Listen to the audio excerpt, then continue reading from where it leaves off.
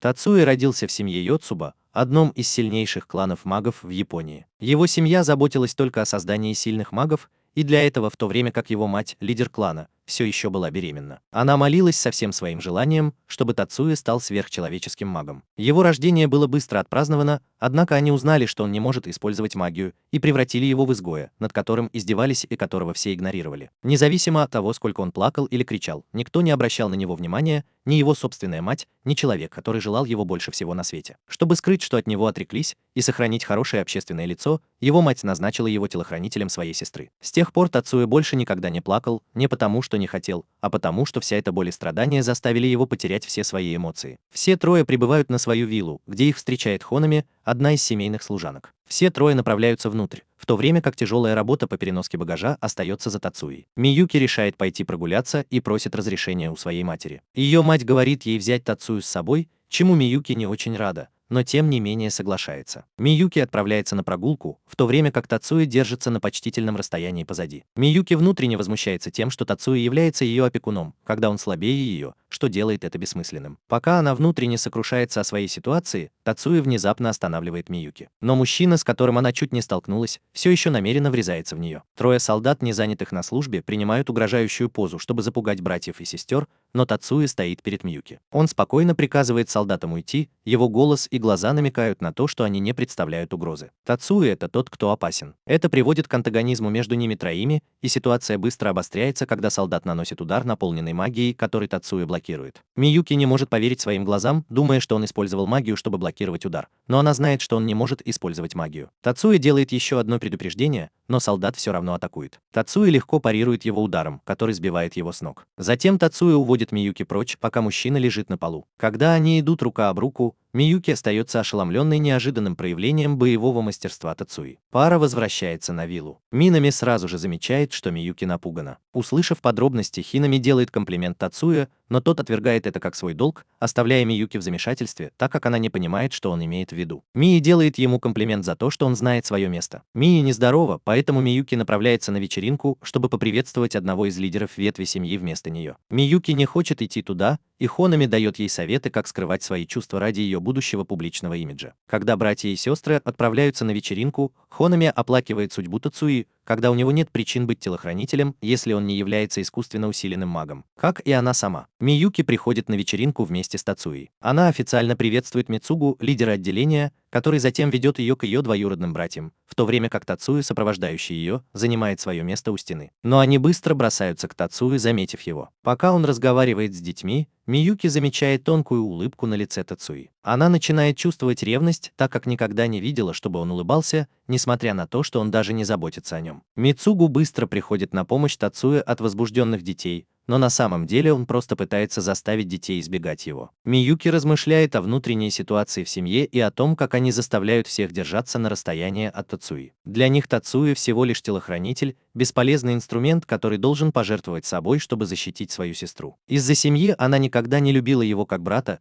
и из-за его апатичного характера она думает, что он также никогда не любил ее, так как вынужден оставаться рядом с ней стороне вместо того, чтобы быть свободным. Тацуи разрядил ситуацию, попросив разрешения патрулировать территорию. Видя решимость Тацуи играть свою роль телохранителя, Миюки решает выполнить свой долг и представлять интересы своей матери. На следующий день члены семьи решают провести немного свободного времени на борту своей яхты, потому что они плавают за наличные, а не в океане. Все они фотографируются, и Хонами просит братьев и сестер сделать снимок. Но, конечно же, Тацуи не может этого сделать, не спросив разрешения у своей матери. Она молча соглашается с этим, и Миюки неожиданно краснеет, улыбаясь. Тем не менее, когда они делают снимок, яхта уклоняется от атаки подводной лодки. Миюки и Хонами достают свой кэт-устройство, которое заставляет их творить магию, чтобы защитить яхту. Но когда она смотрит на Тацую, то замечает, что его руки пусты. Она думает про себя, насколько он бесполезен, он все еще считается магом, но у него даже нет никакого устройства. Внезапно они видят две тени торпед в воде и испытывают шок, так как ни одно из их магических заклинаний не может защитить их от этой атаки. Из ниоткуда Тацуя просто указывает рукой на торпеды и использует заклинание, чтобы уничтожить их. Миюки не может поверить своим глазам.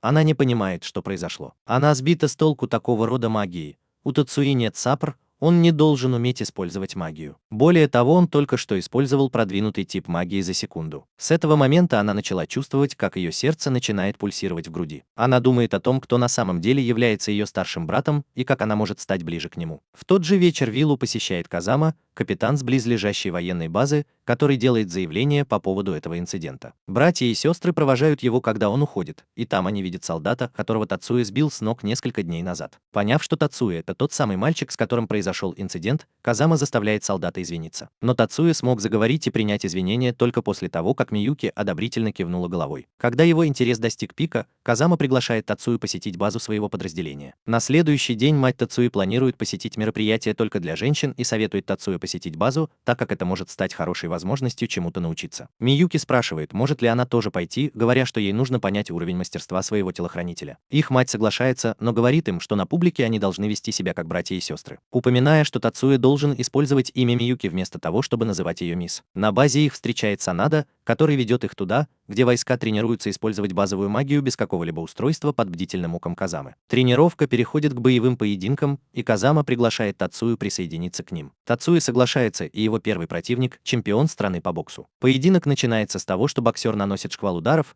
но Тацуя спокойно уклоняется и наносит один удар, заставляя своего противника упасть. Следующим идет черный пояс каратиста, и Казама говорит ему, чтобы он изо всех сил боролся с 13-летним подростком. Когда солдат атакует, Санада комментирует, как Тацуя относится к бою так, как будто это был настоящий бой, сохраняя дистанцию на случай, если у солдата есть скрытое оружие. Поединок заканчивается тем, что Тацуя парирует атаку и бросает солдата на пол. Понаблюдав за тем, как ребенок избивает нескольких взрослых солдат, Казама чувствует, что на карту поставлена их честь, и просит провести финальный поединок. Джозеф, парень, которого Тацуя избил в первый день, вызвался добровольцем, заявив, что хотел бы получить шанс проявить себя. Казама подтверждает уровень мастерства Джозефа, и поэтому Тацуя соглашается, хотя Миюки беспокоится по этому поводу. Матч начинается, но на этот раз солдату нужно сражаться с помощью магии. Миюки возражает, но Тацуя ругает ее, указывая на то, что использование магии является обязательным условием для мага. Тацуя использует свою ловкость, чтобы отойти на некоторое расстояние, и использует свою собственную магию, чтобы оглушить Джозефа и сбить его с ног. Матч заканчивается, когда Тацуя использует разрушение грамма, чтобы оглушить Джозефа и сбить его с ног, оставив всех в шоке. Буквально то же самое чувство возникает, когда тебя атакует 13-летний игрок Fortnite. Но что производит на них еще большее впечатление, так это то, что Тацуя использовал магию под названием разрушение грамма. Заклинание S-ранга, которое уничтожает вражеские магические заклинания. Затем Казама приглашает братьев и сестер выпить чаю, чтобы обсудить технику, которую только что использовал Тацуя. В то время как Санада приглашает его посмотреть на Кэт, над которыми он работает. Кэт вызывают у Тацуи интерес. Несколько дней спустя Миюки замечает, что Тацуя целыми днями и ночами работает над своими Кэт в своей комнате, не понимая, зачем он это делает. Внезапно раздается сигнал тревоги, когда по всему региону раздаются сирены воздушной тревоги. Затем раздается объявление о том, что патрульный катер подвергся нападению у побережья, и остров подвергся ракетному обстрелу. Затем диктор советует людям эвакуироваться. Затем прибывает Тацуя, чтобы сообщить им, что Казама предложил им убежище на базе. В этот момент звонит телефон. Хонами сообщает Мии, что звонит ее сестра. Они обсуждают сложившуюся ситуацию, и ее сестра советует им укрыться на базе и снять ограничитель Тацуи. Мия соглашается и говорит Тацую попросить Казаму о транспортировке. Прибыв на базу, Джозеф ведет их в комнату отдыха внутри, где они вместе с другой семьей ждут, пока убежище не будет готово. Мия и Хонами думают, что что-то не так, но все четверо ждут, пока не услышат выстрелы. Тацуя пытается использовать свою магию, чтобы разведать местность, но комната защищена щитом. Так что он не может видеть, что происходит за пределами комнаты. Мия приказывает Тацуя проверить, что происходит снаружи. Но он высказывает свое опасение, что что-то может случиться, пока его нет дома, и что Миюки этого не заметит. Его мать приходит в ярость, возмущенная тем, что он назвал свою сестру по имени, как будто он был ей равней. Она сердито говорит ему, чтобы он не забывал, что он всего лишь телохранитель, и заставляет его извиниться. Чтобы убедиться, что он следует ее приказам, его мать использует магию, чтобы заставить его подчиниться. Снаружи Тацуя видит перестрелку между персоналом базы и вражескими войсками, поддерживаемыми некоторыми предателями. Внутри солдат по имени Киндзё прибывает в комнату с 3 коллегами и обещает гражданским, что выведет их из убежища. Хонами говорит ему, что один из них вышел, чтобы проверить ситуацию,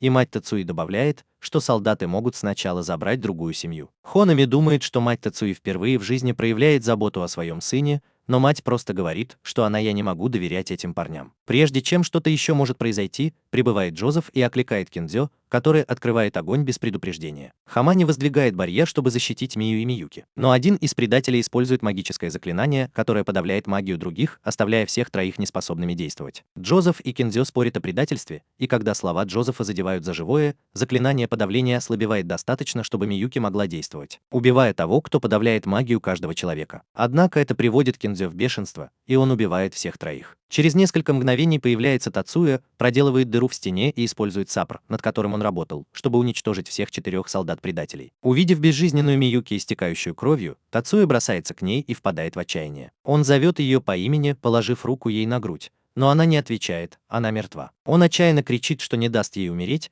и произносит уникальное магическое заклинание. В своем подсознании Миюки сидит посреди холодного разрушенного города и слышит, как Тацуя зовет ее по имени. Она думает, что ему грустно видеть, как она умирает, и он сожалеет о том, как она ужасно обращалась с ним с тех пор, как он родился. Она хотела бы, чтобы у нее была возможность извиниться, но сейчас уже слишком поздно, и она падает в обморок. Внезапно на нее накатывает волшебная волна и начинает исцелять ее, одновременно восстанавливая ее тело до того, как в нее стреляли. Она открывает глаза и понимает, что это магия Тацуи, думая о том, насколько силен и прекрасен ее брат. Когда она полностью приходит в себя, Тацуя сразу же обнимает ее с облегчением, она в безопасности. Она обнимает его в ответ, и когда он встает, чтобы спасти остальных, она не хочет, чтобы он уходил от нее. Но когда она смотрит на свою мать, то видит все дыры в ее теле. Она впервые искренне называет его братом, и он полностью исцеляет и оживляет ее ихонами. В то время как остальные приходят в себя, их мать все еще находится без сознания, что вынуждает врача базы проверить ее состояние. Казама приносит извинения Тацуе за действия предателей, но Тацуя просит объяснений. Казама говорит, что целью была другая семья,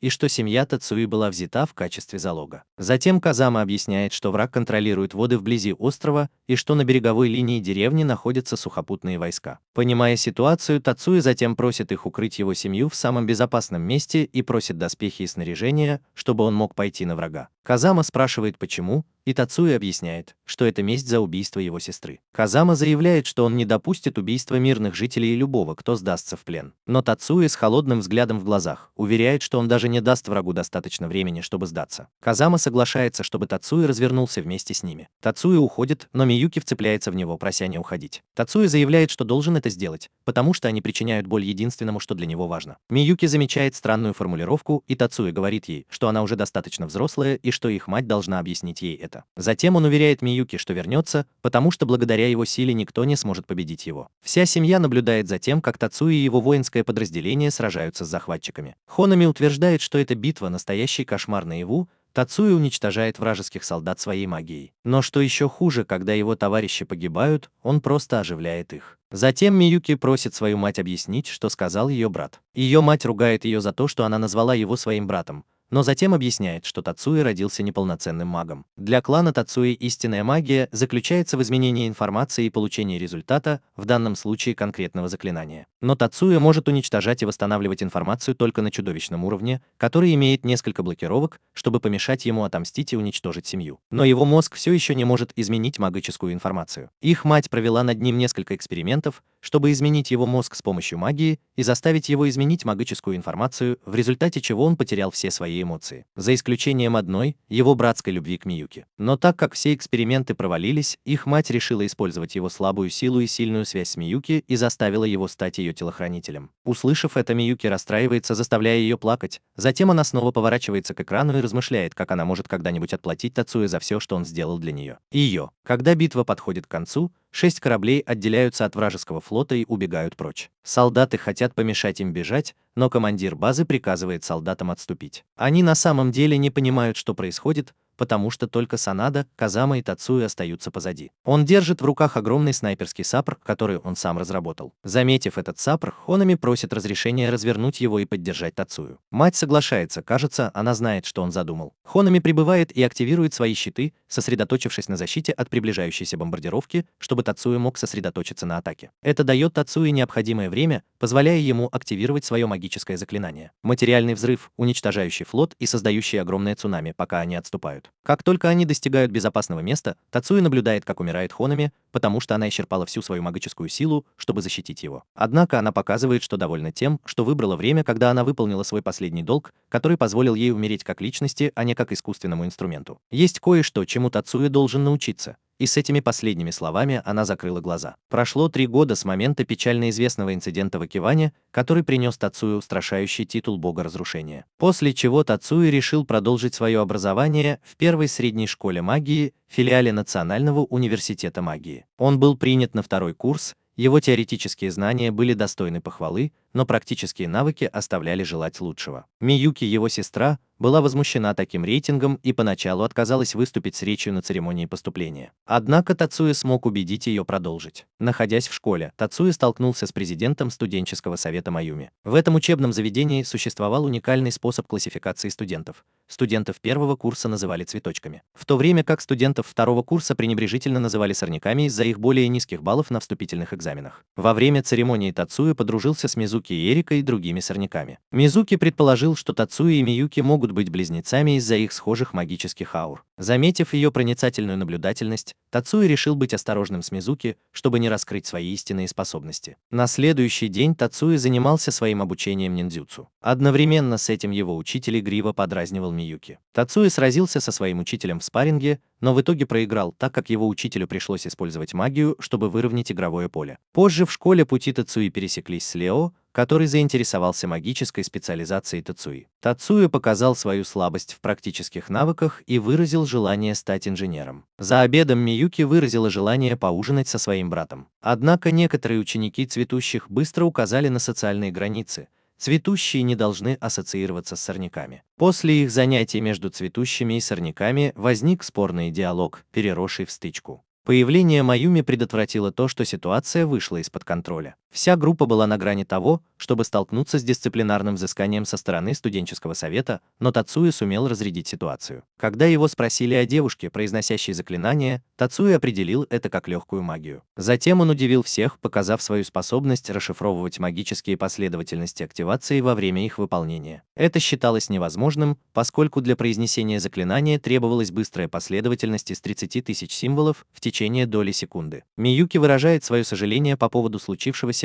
и Майюми, проявив понимание, прощает их, но также предостерегает от повторения этого проступка. Ханака и Шизуку, 2 студентки 1-го курса, выражают свою благодарность Тацуи за то, что он пришел им на помощь. Поскольку Тацуи и Миюки планируют отправиться домой, Ханака просит их сопровождать их. Во время своего путешествия они обнаруживают, что Тацуи обладает уникальной способностью изменять Кэт, которая приводит их всех в благоговейный трепет. На следующий день Майюми приглашает Тацуи и его сестру на ланч со студенческим советом. Они просят Миюки стать секретарем совета, на что она соглашается, но при одном условии, чтобы в их число также входил ее брат Тацуи. Мари, член совета, объясняет, что традиционно только студенты 1-го курса могут быть членами студенческого совета. Но она предлагает альтернативу, чтобы Тацуи вместо этого присоединился к дисциплинарному комитету. Тацуи делится этой новостью со своими друзьями, и Эрика предупреждает его о потенциальных опасностях вступления в комитет член клуба, особенно с учетом того, что он считается сорняком. Позже Тацуи встречает Хатари, еще одного студента, который выражает свое недовольство Мари по поводу идеи сорняка быть частью комитета. Этот комментарий раздражает Мари, которая затем подробно рассказывает об уникальной способности Тацуи читать последовательности активации. Невероятно, но Хатари отвергает это как невозможное. Мари продолжает спорить, полагая, что членство Тацуи может помочь уменьшить дискриминацию, с которой сталкиваются студенты 2-го курса. Однако Хатари остается упрямой, отказываясь принять Тацуи в качестве члена комитета. Миюки пытается защитить своего брата, но ее усилия наталкиваются на оскорбление со стороны Хатари, который называет ее близорукой. Спровоцированный оскорблением в адрес своей сестры, Тацуи вызывает Хатари на дуэль. Хатари, недооценивая Тацуи, полагает, что победить его будет несложно. Однако, к его удивлению, Тацуи выходит победителем в поединке в мгновение ока. Когда его спрашивают о его удивительной победе, Тацуи признается Мари, что он использовал свой опыт в ниндзюцу, чтобы победить Хатари. Он использовал свою физическую силу и ловкость, чтобы быстро занять позицию позади Хатари,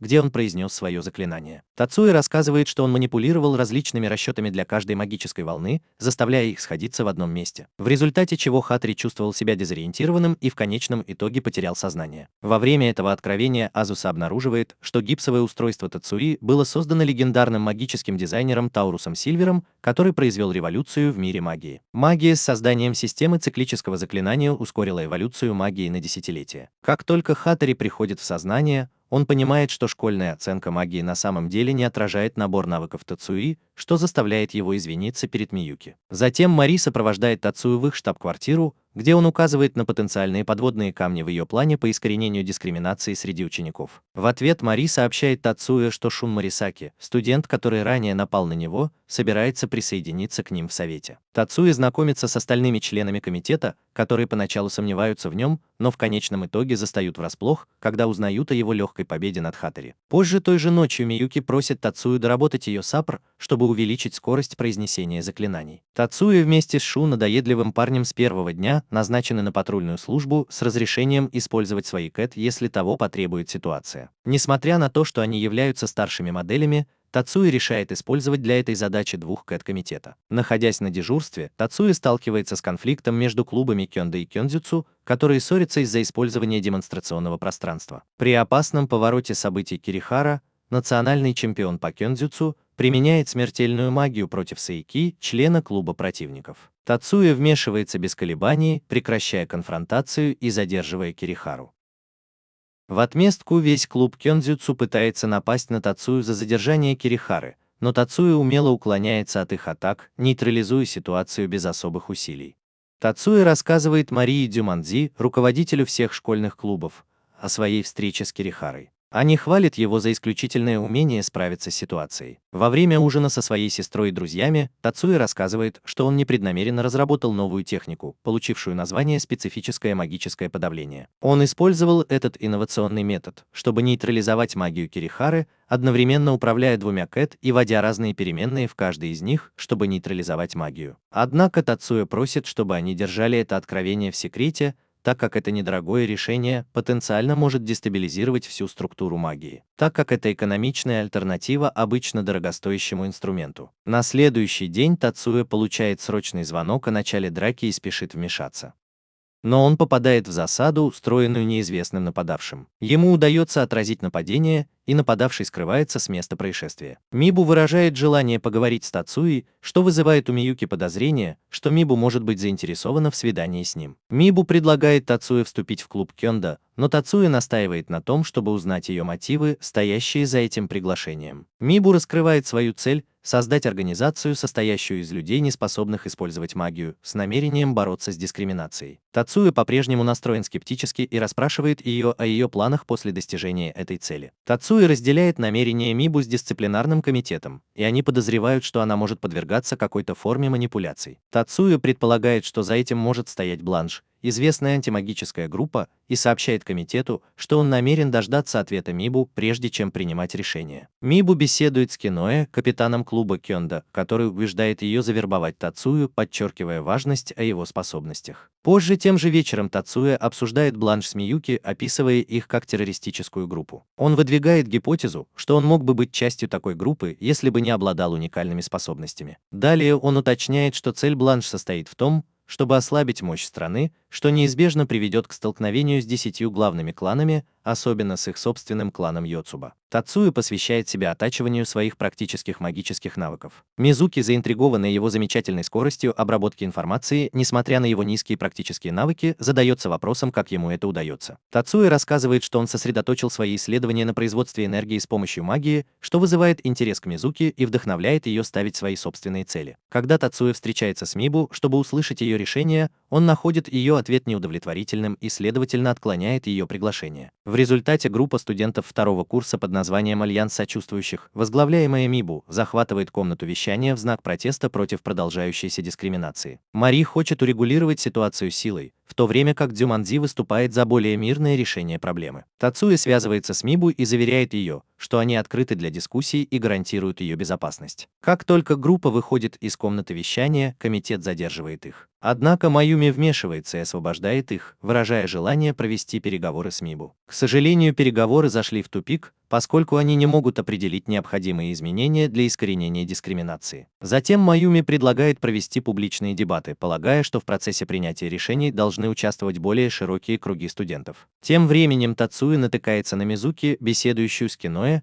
которая кажется чрезмерно напористой по отношению к ней. Их учитель рассказывает им краткую историю Киноэ, рассказывая, что брат Киноэ возглавляет японское отделение Бленч. На следующий день происходят ожидаемые дебаты, и Маюми успешно побеждает студентов, фактически положив конец протесту.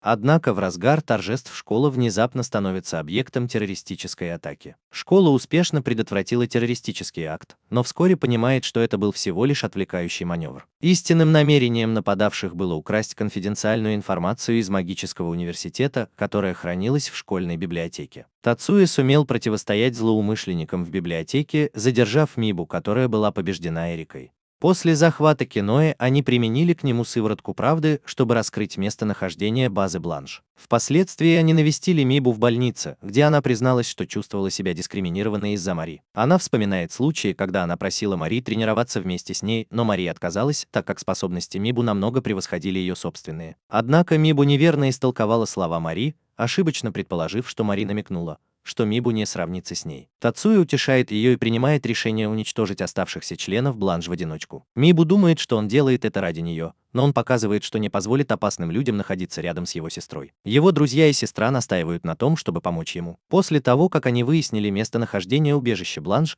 они готовятся нанести удар по ним. Кирихара, у которого есть чувство к Мибу, тоже решает присоединиться к операции. Добравшись до убежища, они разрабатывают стратегию своих действий. Тацуя и Миюки сталкиваются с несколькими членами Бланш, в том числе с братом Киноэ, Хадзиме, который приглашает их присоединиться к его делу. Хадзиме пытается загипнотизировать Тацую с помощью магии, но Тацуя сопротивляется этому, понимая, что тот же метод был использован и против Мибу. Когда Хадзиме убегает, Тацуя преследует его, оставляя Миюки разбираться с оставшимися членами Бланш. Она выходит победительницей, замораживая всех своих противников почти до смерти. Даже когда используется заклинание глушения, Тацуя остается невозмутимым, эффективно справляясь с членами Бланш. Когда Хадзиме пытается убежать, Кирихара вмешивается и отрубает ему руку, фактически прекращая его бег. Позже, когда Тацуя навещает Мибу в больнице, он сообщает ей, что ни ей, ни Киноэ не грозит судебное преследование, так как было установлено, что они находились под влиянием контроля сознания. Отец Мибу выражает свою благодарность Тацуе за спасение его дочери и признает, что ему известно о тайных военных связях Тацуи,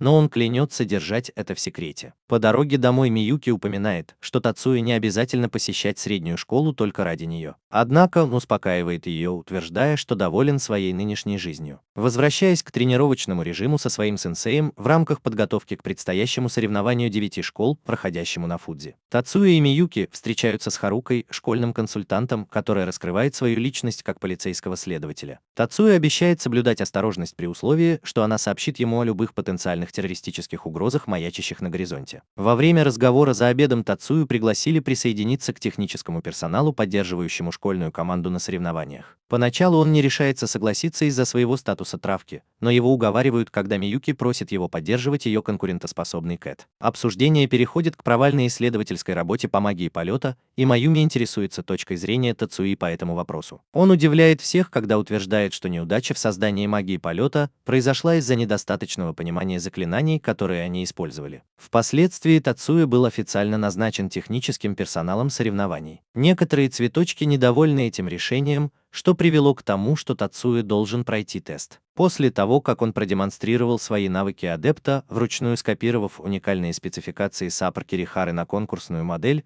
он был принят в команду. Позже тем же вечером Тацуя получает звонок от военного майора Казамы, который советует ему оставаться начеку во время соревнований из-за присутствия неглавный дракон. Печально известный международный преступный синдикат. Совершив экстраординарный подвиг, Тацуя успешно разработал новый саппор, способный использовать магию полета, задача, которая ранее считалась невыполнимой. Он просит Миюки протестировать новаторское устройство и предлагает им отправиться в компанию своей семьи для более широкого тестирования. В свой выходной день Тацуя и Миюки решают навестить директора своей семейной компании. Тацуя представляет прототип летающего саппор. Тацуя и директор – настоящие люди, стоящие за легендарным Торос Сильвер. Директор Торос специализируется на аппаратном обеспечении, в то время как Тацуя, известный как Сильвер, является мастером разработки программного обеспечения. Для внешнего мира Таурус Сильвер неизвестный человек, но, по правде говоря, это результат их совместных усилий. Они успешно протестировали летающий саппор, но обнаружили, что он значительно истощает энергию пользователя. Поэтому они обсуждают потенциальные усовершенствования, которые сделают магию более доступной и удобной для широкой публики. Выходя из компании, они неожиданно сталкиваются со своим отцом и дядей Аоки. Аоки упоминает, что Миюки станет следующей главой клана. В отличие от этого, Тацуя, несмотря на то, что он старший, низведен до статуса простого телохранителя в семье. Когда Аоки оскорбляет Тацую, он в ответ заявляет, что принижение его достоинства приравнивается к оскорблению его тети и матери. Его отец говорит Тацуе, чтобы он не питал ненависти к своей матери. Однако Тацуя признает, что он не может питать такие чувства, так как он лишен эмоций. Вернувшись в школу, представители предстоящего конкурса представляются друг другу перед их отъездом. Затем они садятся в автобус, направляющийся на Фудзи. Неожиданно автомобиль врезается в бетонное ограждение и съезжает на дорогу перед их автобусом. Во время кризиса Миюки и Дзюманзи используют свои навыки, чтобы защитить студентов в автобусе. Миюки использует свою магию, чтобы потушить пожар, в то время как Дзюманзи возводит магическую стену, чтобы остановить скользящий автомобиль. Тем не менее, только Миюки понимает, что ее брат Тацуя также сыграл важную роль в спасении, незаметно сняв защитные заклинания с автомобиля. Добравшись до Фудзи, Хатори начинает сомневаться в своих способностях, особенно после того, как Миюки оказалась более эффективной, чем он во время инцидента с автомобилем. Однако Кирихара предлагает ему успокоиться, раскрывая свою веру в то, что Тацуя, скорее всего, сталкивался со смертью в прошлом, и что его братья и сестры далеки от обычных людей. В разговоре с Миюки Тацуя высказывает свое подозрение, что автомобильная авария на самом деле была преднамеренным нападением, совершенным водителем. После подготовки к соревнованиям ученики приглашаются на званый ужин, посвященный соревнованиям 9 школ. На мероприятии присутствует директор магической ассоциации Кудо, который решает проверить способности учеников, применив слабую, но широко распространенную магию. Он несколько разочарован, когда только 5 ученикам, включая Тацую, удается ее обнаружить. Затем Кудо произносит речь, посвященную будущему этих волшебников. Тем временем Микихико, присутствующий на мероприятии в качестве зрителя, замечает присутствие незваных гостей и пытается противостоять им. Несмотря на его смелые усилия справиться с 3 незваными гостями, он оказывается в опасности, и Тацуя спасает его от огнестрельного ранения. Микихико поражен точностью действий Тацуи во время вторжения. Он чувствует себя подавленным с тех пор, как чуть не был ранен, и его пришлось спасать Тацуя. Однако Тацуя подбадривает его, напоминая Микихико о его потенциале и возможностях. Тацуя говорит, что ему известно о беспокойстве Микихико по поводу скорости его произнесения заклинаний, объясняя, что медленная скорость является следствием попыток Микихико скрыть свои заклинания. Несмотря на протесты Микихико, Тацуя советует ему предупредить службу безопасности, чтобы злоумышленники могли быть задержаны. Соревнование стартует на следующий день, и правила будут четко изложены. Оно рассчитано на 10 дней и разделено на 2 части. Одну для первокурсников, а другую для более опытных участников. Первая старшая школа стремится одержать свою 3-ю победу подряд, а Мария держала легкую победу в первом раунде. Тацую вызывают на встречу с военными капитанами и майором, где его предупреждают, чтобы он был начеку из-за возможности дальнейших атак со стороны организации «Дракон без головы». Маюми одерживает победу в соревнованиях по скоростной стрельбе, набрав отличный результат. Это достижение выводит их школу на 1-е место в таблице лидеров после 1-го дня соревнований. Однако некоторые конкурсанты из их школы выступают не на должном уровне. Школа просит Тацую заняться технической поддержкой некоторых участников в его выходной день, и он соглашается на эту задачу по просьбе Миюки. Позже он предлагает сопровождать Миюки в ее комнату, но она настаивает на том, что ему это не нужно, зная, что он занимается разработкой нового интегрированного САПР для вооружения. Тацуя, однако, преуменьшает значение этого, называя его просто игрушкой для проверки новой теории. На следующий день Тацуя помогает Маюми в ее подготовке к матчу, намереваясь после этого проверить других участников. Однако один из его старших учеников советует ему сосредоточиться исключительно на Маюми, предлагая присмотреть за другими участниками вместо него. После того, как Маюми одерживает легкую победу, Тацуя наблюдает за матчами других участниц. К концу 2-го дня их школа остается лидером, во многом благодаря череде побед участниц.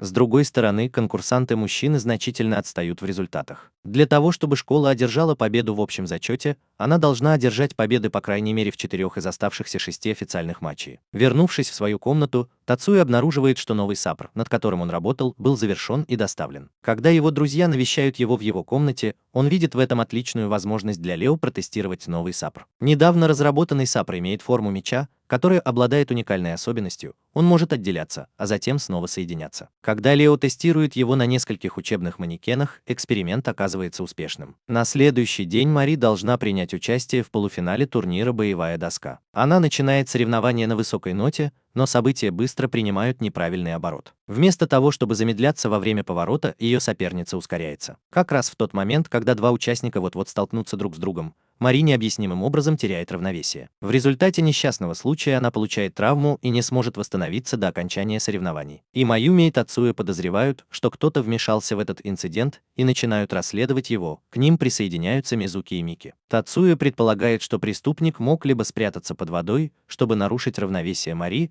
либо использовать магию духов. Однако, учитывая строгие меры безопасности, они исключают первую версию. Мики подтверждает, что можно использовать магию духа за несколько часов или даже дней, если география местности хорошо известна, но сила заклинания будет значительно снижена. Последняя возможность, которую они рассматривают, заключается в том, что компьютер другого участника инцидента был подделан. Травма Марии и последующее снятие с соревнований поставили школу в критическое положение. Чтобы обеспечить себе победу в соревнованиях, им теперь нужно одержать победу в соревнованиях летучая мышь Мираж и кот Монолита. Но они столкнулись с дилеммой, так как не организовали резервную копию для Мари, которая должна была участвовать в старшем соревновании летучая мышь Мираж. Не имея других альтернатив, они решили позволить Миюки заменить Мари на конкурсе, а Тацуя будет ее инженером. Тем временем Тацуя посвящает всю свою энергию разработке стратегии и оказанию технической поддержки другим своим конкурентам. Его преданность делу настолько велика, что он даже начинает изобретать новые магические заклинания, чтобы гарантировать им победу. Первая средняя школа сохраняет свои лидирующие позиции в соревновании, во многом благодаря техническому опыту и стратегическому планированию Тацуи. Однако Тацуя решил не приписывать себе заслугу за магическое заклинание, которое он разработал, в попытке избежать привлечения внимания своей семьи. Миюки спрашивает Тацую о его отказе принять признание за новую магию, которую он создал. В ответ Тацуя говорит, что он уважает пожелания своей тети, так как не хочет, чтобы магический университет узнал о его истинной личности как Сильвера. Далее он признается Миюки, что в данный момент он не в состоянии свергнуть свою тетю. Хотя он уверен в том, что победит ее в прямом противостоянии, он знает, что остальные члены семьи не примут его в качестве своего лидера. В ответ на это Миюки подтверждает свою непоколебимую поддержку ему, обещая всегда быть на его стороне. После выздоровления из больницы Мари решает болеть за Миюки и Тацую. Миюки с легкостью проходит раунд соревнований по преодолению столбов, используя усовершенствованное заклинание Инферно. Все участники, которых поддерживает Тацуя, в конечном итоге выигрывают свои соответствующие соревнования, чем заслужили его широкую похвалу за его выдающиеся инженерные навыки. Однако эти похвалы вызывают у Морисаки негодование. Он обещает продемонстрировать, что цветы превосходят сорняки. Направляясь вместе с Миюки на мероприятие, Тацуя пересекается с Масаки и Джорджем из третьей средней школы. Джордж признает Тацую самым одаренным инженером, когда-либо участвовавшим в этом конкурсе. Тем временем Масаки выражает свое желание посоревноваться с Тацуей, но так как Тацуя всего лишь играет роль инженера, Масаки намерен превзойти соперников под руководством Тацуи. Маюми сообщает 3 девочкам, которых наставляет Тацуя, что им не нужно сражаться друг с другом в соревновании по разрыву столбов. Они все могут разделить пьедестал почета. Однако Шизуку очень хочет бросить вызов Миюки, и Миюки принимает это предложение. К сожалению, Шизуку полностью проигрывает в противостоянии и в конце концов заливается слезами, признавая, что ее способности ничтожны по сравнению с способностями Миюки. Возвращаясь в свою комнату, Тацуя размышляет о впечатляющих достижениях Масаки и Джорджа.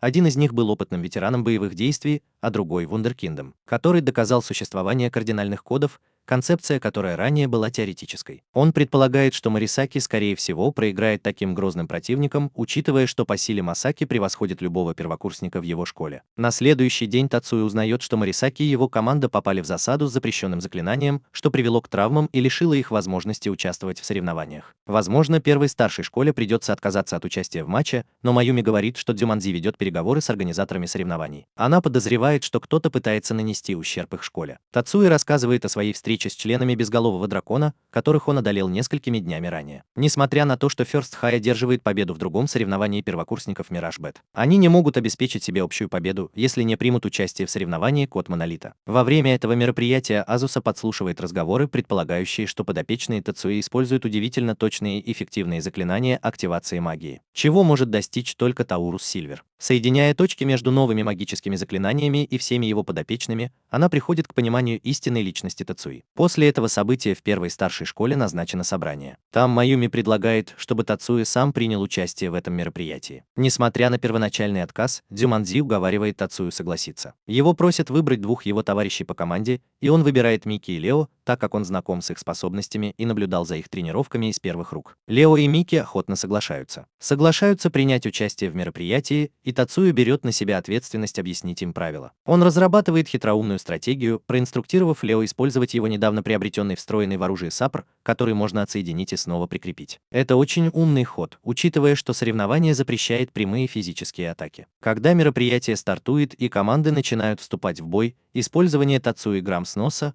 очень мощного контрмагического средства, застает всех врасплох. Несмотря на это, им удается одержать победу над 4-й средней школой, даже несмотря на то, что Джордж тщательно изучает тактику Тацуи. Джордж приходит к выводу, что хотя боевые навыки Тацуи находятся на высшем уровне, его магических способностей несколько не хватает, за исключением его заклинания разрушения грамм. Убежденный в этом, Джордж считает их победу предрешенной. Первая средняя школа также сумела одолеть вторую среднюю школу. Когда Тацуи наблюдает за столкновением 3-й средней школы с 8-й средней школой, он догадывается, что они хотят прямого столкновения. После победы 1-й средней школы над 9-й, они готовятся к встрече с командой Масаки и Джорджа. Учитывая местность на поле боя и очевидное отсутствие у Тацуи каких-либо других специальных заклинаний, кроме разрушения грамма, они предполагают, что у Тацуи нет шансов на победу. Тацуи вручает Лео и Микки каждому по мантии. Это необычные мантии, они специально разработаны с вплетенными в ткань магическими кругами, предназначенными для облегчения произнесения магических заклинаний. Тацуи раскрывает, что единственное слабое место заклинания Джорджа заключается в его неспособности начать атаку, если его противник не находится в пределах его прямой видимости. Хотя обстановка боя не особенно подходит для режима боя Тацуи,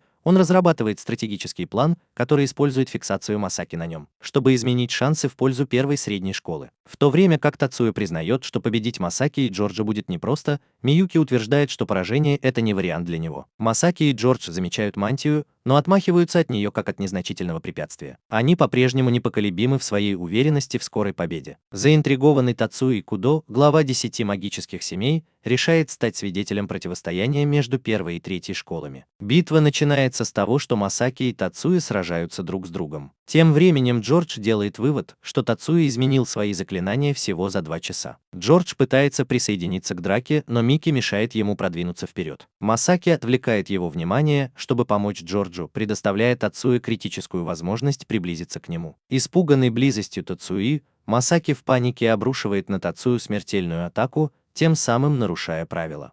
Тацуя использует свои первоклассные навыки, чтобы разрушить магические круги, созданные Масаки, но не может нейтрализовать 2 круга. В результате произошел мощный взрыв, в результате которого Тацуя получил множественные травмы, переломы костей и внутреннее кровотечение. В результате чего Тацуя прибегает к использованию своего скрытого магического навыка восстановления роста. Эта уникальная магия дает ему возможность вернуть свое физическое состояние к тому, каким оно было 24 часа назад. Внезапно помолодев, Тацуя быстро встает и щелкает пальцами, наполненными магией, убивая Масаки. Сбитая с толку Маюми остается недоумевать, как Тацуя удалось пережить такую разрушительную атаку. Дзюманзи напоминает ей о мастерстве Тацуи в древних боевых искусствах и техниках укрепления тела. Майор замечает, что Тацуя также использовал технику мгновенного броска, метод, который позволяет пользователю вспомнить последовательность активации по памяти, тем самым сводя на нет любое время активации его магии. Даже когда Тацуя борется с последствиями нападения Масаки, Микки одерживает победу над Джорджем. Лео также умудряется победить 3-го ученика 3-й средней школы, тем самым обеспечив себе победу в 1-й средней школе в этом соревновании. 1-я средняя школа находится всего в одной победе от победы в общем зачете, но группа безголовых драконов впадает во все большее отчаяние. Они принимают опасное решение прибегнуть к насилию, мало заботясь о потенциальных жертвах, лишь бы остановить конкуренцию. Тацуя подозревает, что группа безголовых драконов нанесет новый удар, и полон решимости обеспечить безопасность Миюки. Когда стартует мероприятие «Мираж летучих мышей» для первокурсников, Мизуки использует свои уникальные визуальные способности, чтобы внимательно следить за любыми необычными действиями. Во время мероприятия представительница 1-й средней школы Хирокава внезапно обнаруживает, что не может пользоваться своим кэт-устройством, и сильно падает. Мизуки замечает аномальную вспышку бодрости духа у Кэт Хирокавы и быстро сообщает об этом Тацуя, который быстро понимает, в чем заключается основная проблема. Тацуя исследует Кэт Миюки, чтобы найти следы вируса. Ему становится ясно, что один из сотрудников вмешивался в работу Кэт-устройств. Он пытается допросить подозрительного сотрудника, но его допрос прерывает Кудо. Тацуя доводит ситуацию до сведения Кудо, который подтверждает подозрения Тацуи и заверяет его, что разберется с этим вопросом. Во время турнира летучая мышь Мираж Тацуи замечает, что несмотря на впечатляющие навыки Миюки, она изо всех сил пытается обеспечить себе лидерство в первом раунде. В перерыве Миюки спрашивает, может ли она использовать летающий кэт. С ободряющей улыбкой Тацуи дает ей добро на это. Когда начинается финальный раунд, Миюки остается неподвижной на месте. Внезапно она активирует кэт и начинает парить в воздухе, ставя в тупик как участников, так и зрителей. Однако вскоре они связывают все воедино и понимают, что она использует магию полета, которая была обнародована несколькими днями ранее. Зрители переходят от состояния недоверия к явному возбуждению. Благодаря своему экстраординарному выступлению Миюки без особых усилий одерживает победу, добиваясь почти идеального результата. Но такой результат вызывает недовольство группы безголовых драконов. Когда они понимают, что их попытка саботировать работу Сапр Миюки не увенчалась успехом, они замышляют причинить вред зрителям, чтобы отменить соревнования. К счастью, их план сорван военными, которые тайно следили за ходом мероприятия. Когда начинается финальный раунд соревнований по летучей мыши Мираж, все участники используют летающий сапр. Похоже, что жалобы школ на то, что Миюки использует продвинутую магию полета, привели к тому, что организация непреднамеренно слила магическую последовательность после ее проверки. Конкуренты считают, что они могут превзойти Миюки с этой информацией, но они не знают, что последовательность магии полета еще не оптимизирована и использует большое количество энергии. Магической энергии. В конечном счете, только Миюки обладает достаточным запасом магии, чтобы справиться с высоким потреблением энергии, что позволяет ей выиграть это соревнование. Ученики вне себя от радости и уже празднуют свою победу, несмотря на то, что впереди еще одно соревнование. Однако Тацуи заметно отсутствует. Он попросил Харуку разыскать местонахождение группы безголовых драконов, заверив ее, что он просто хотел обеспечить их безопасность. Тем временем Кудо встречается с майором Казамой и просит Тацую вступить в его ряды, отмечая, что он был тренером матери Тацуи и тети. Кудо выражает свою обеспокоенность тем, что клан Йоцуба становится чрезмерно могущественным до такой степени, что они потенциально могут осуществлять контроль над 10 мастерами клана. Он воспринимает Тацую и Масаки как одинаково могущественных людей, рассматривая их как будущие военные активы Японии. Однако Казама опровергает это, показывая, что клан Йоцуба на удивление не проявляет никакого интереса к Тацуе. Он также исправляет предположение Кудо о сопоставимых способностях Тацуи и Масаки, уточняя, что Тацуи значительно сильнее Масаки. Он сравнивает Масаки с танком, в то время как Тацуи с его многочисленными мерами предосторожности, блокирующими его реальную силу, сравним с ядерным оружием. Вооруженный полученной информацией, Тацуи находит группу безголовых драконов и уничтожает их всех, пощадив только одного. Он допрашивает выжившего и узнает, что человек по имени Сун является лидером безголового дракона. На следующий день Тацуи встречается с майором, который рассказывает, что группа безголовых драконов поставляет магические ускорители. Майор уточняет, что эти ускорители являются незаконными, потому что они сделаны с использованием мозга мага. Одновременно Майюми делится с Дзюманзи информацией о том, что лидеры 10 главных кланов начали беспокоиться после того, как стали свидетелями поединка Тацуи с Масаки. Они призывают Дзюманзи раскрыть всю свою мощь в финальном поединке. Дзюманзи выходит победителем в финальном раунде, в одиночку завоевывая чемпионское звание и занимая первое место по мере того, как соревнование подходит к концу. Во время церемонии закрытия Дзюманзи предлагает Тацуи вступить в ряды 10 главных кланов, женившись на Майюми. Он объясняет, что кланы обеспокоены тем, что Тацуи, которого они считали незначительным, смог победить Масаки, который считается следующим лидером кланов. После того, как они вернутся в школу, будут избраны новые члены студенческого совета, и Миюки получит роль вице-президента. С другой стороны, Тацуи посвящает все свое время изучению философского камня, заинтригованный его способностью хранить магические последовательности. Он делится с Миюки тем, что его недавний успех в создании магии полета вдохновил его на мысль о разработке термоядерного реактора для выработки энергии. Когда Миюки рассказывает об этом, Итихара хочет поговорить с ним. Тацуи знакомится с Итихарой, который просит его принять участие в предстоящем конкурсе дипломных работ в старшей школе. Этот конкурс, проходящий в Якогаме, предоставляет студентам возможность представить свои инновационные идеи. Обнаружив, что тема исследований Итихары тесно связана с его недавними исследованиями, Тацуи решает принять участие в конкурсе. По возвращении домой Тацуи и Миюки сталкиваются с неожиданной гостьей, их мачехой Саюри. Саюри пытается убедить Тацую бросить школу и работать полный рабочий день в их компании Taurus Silver. Однако Тацуя отвергает ее, настаивая на том, что его долг защищать Миюки. Затем Саюри вручает Тацуе образец реликвии, который она приобрела у сил обороны, и просит его проанализировать и воспроизвести его. Тацуя недоумевает, зачем силам обороны понадобилось дублировать эту реликвию, особенно учитывая ту проблему, которую она представляет. Саюри рассказывает, что реликвия обладает способностью хранить магические последовательности. Расстроенная тем, что Тацуя отказывается вернуться вместе с ней в штаб-квартиру, Саюри бросается прочь, а Тацуя следует за ней. На нее нападают люди, намеревающиеся украсть реликвию, но Тацуя вмешивается и спасает ее. В ходе перестрелки он получает пулю, но использует свою магию восстановления, чтобы исцелить себя и получить преимущество. Вернувшись домой, Тацуя связывается с майором, чтобы сообщить ему о нападении и выяснить, кто за ним стоит. Во время короткого перерыва Миюки приносит ему кофе и спрашивает о просьбе Саюри. Тацуя показывает ей реликвию и объясняет ее потенциал. Он выражает свое намерение попытаться воспроизвести реликвию, несмотря на связанные с этим сложности. Майюми делится с Тацуей тем, что предстоящий конкурс дипломных работ может изменить мировоззрение страны, особенно в том, как воспринимаются маги. Вместо того, чтобы восприниматься как простое орудие боя,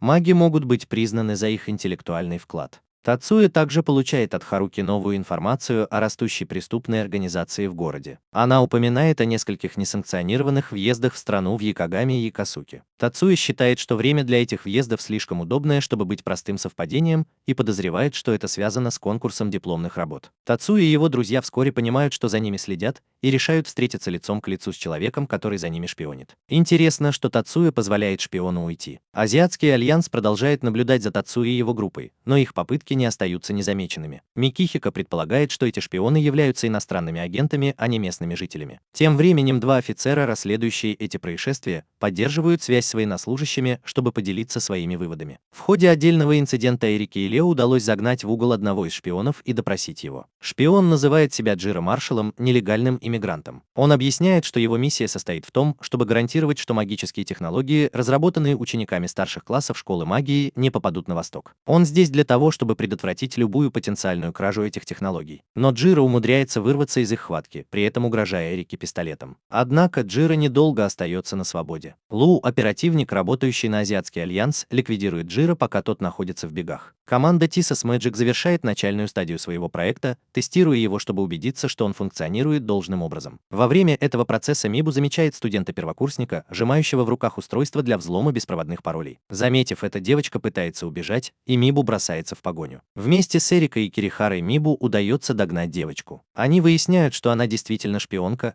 и узнают, что ее зовут Чака. Мибу пытается урезонить ее, но Чака в ответ пускает в ход слезоточивый газ. Однако Лео вмешивается и усмиряет ее. Тем временем Сикимото, член дисциплинарного комитета школы, проявляет довольно подозрительный интерес к дипломному проекту. После поимки Тиаки дисциплинарный комитет, представленный Тиедой, допрашивает ее. Оказывается, что Чиака – сестра девушки, которая получила травму во время соревнований по летучей мыши Мираж. А Тиака стала шпионкой из-за обиды на Тацую, который, по ее мнению, стал причиной травмы Хирокавы. Осознав растущую угрозу, Эрика решает обучить Лео смертоносным техникам. Она верит, что в будущем они столкнутся с еще большим количеством врагов, таких как Джиро, и хочет, чтобы Лео был готов к этому. С другой стороны, Джа докладывает Ченю о поимке Чиаки, в то время как Эрика и Лео продолжают свои тренировки. Джуманджи, который был назначен новым генеральным командующим силами безопасности, вводит строгий режим тренировок для своей команды. Понимая необходимость опыта в борьбе с магическими угрозами, он обращается за помощью к Мике в обучении своих сил. Тацуя получает предостерегающее сообщение от своего сенсея, призывающее его как можно скорее вернуть реликвию на ее законное место. Тем временем, когда Тацуя и Миюки направляются в свою компанию, за ними тайно следят члены Азиатского альянса. Когда они добираются до Фулт, они обнаруживают, что альянс внедрился в системы компании. К счастью, им удается предотвратить кибератаку. Вернувшись в школу, Тацуя пытается выполнить некоторую отладку в клубе робототехники, но комната внезапно наполняется усыпляющим газом. К счастью, робот по имени Пикси вмешивается и спасает Тацую. Сикимото, пытавшийся украсть конфиденциальную информацию из школы, был задержан Тацуей и Чиодой. Одновременно с этим Мари встречает Наацугу, старшего брата Эрики, в здании, где содержится Чака. Их разговор прерывается сигналом тревоги, сигнализирующим о беспорядках на 4-м этаже, где находится Чиака. Добравшись туда, они обнаруживают Гонху, бывшего бойца магии, а ныне ставшего преступником, намеревающегося убить Чиаки. Нацугу противостоит Гонху, нанося ему увечья, но Гонху удается сбежать. Тацуя сообщает о попытке ограбления своему военному товарищу по команде, который решает начать расследование. Тацуя просит навестить Сикимото, находящегося под стражей, но получает отказ от студенческого совета. Однако Мари предлагает сопровождать его, так как она и Маюми также планируют навестить Сикимото. Пока все это происходит, мужчина по имени Джа навещает Чиаки и стирает ее память об этом союзе. Центр содержания под стражей, где содержится Сикимото, подвергается еще одному нападению Гонху, целью которого по-прежнему является Сикимото. Мари просит Тацую защитить Маюми, пока она противостоит Гонху. Гонху, однако, обманывает Мари и преследует Маюми, но Тацуя мешает ему, и ему удается ранить его. Впоследствии Мари обездвиживает Гонху, и его берут под стражу. Позже Тацуя получает сообщение от военного Фудзибаяси, сообщающего ему, что все члены Азиатского альянса в городе были задержаны, за исключением их лидера Чена, которому удалось избежать поимки. У Джоу назначена встреча с Ченем в Акагаме,